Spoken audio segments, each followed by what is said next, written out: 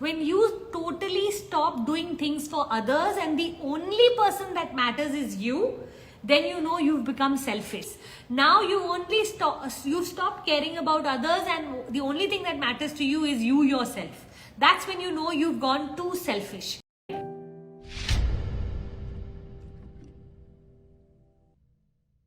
Self-love is where you prioritize your own self for your own needs.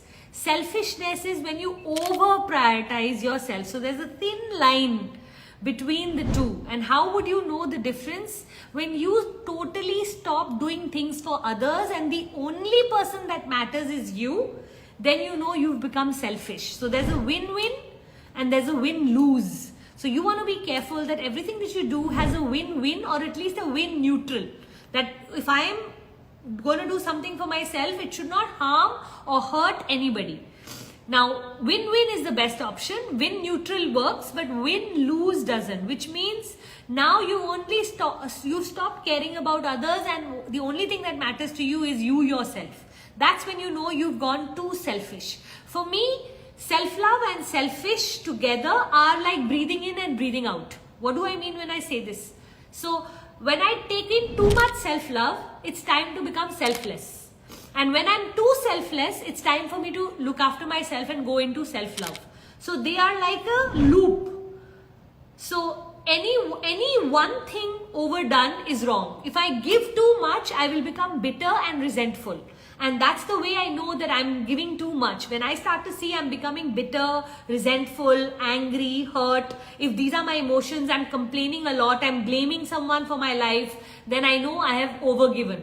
Okay? The opposite is also true. When I start to only look after myself, then at some point I feel like, no, you know what? I live in a society, I live in a community, I too live in a joint family. So must give also. So a combination of breathing in, breathing out is the best. Only breathing in, wrong. Only breathing out, wrong. So you wanna get into that dance, okay? And the dance it's totally okay. It doesn't have to be in balance, it just needs to be in harmony.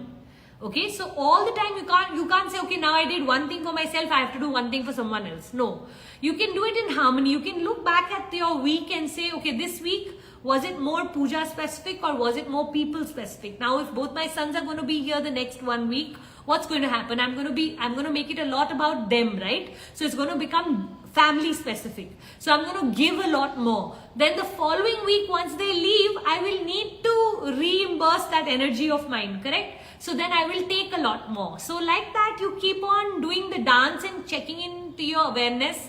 Okay, kahan pe hu main and what do I need, you know, how can I play this role? Especially if you hear someone complaining, then you know that, you know what, okay, you can check in that, are they being honest about what they're saying? Is it true? Have they got neglected? If I know, like I haven't spoken to my dad in 2 weeks, I know that, you know, okay, I need to speak to him. It's been too long. If I've spoken to them or over spoken to them 3 days in a row, then I know that, you know what, I can take time off.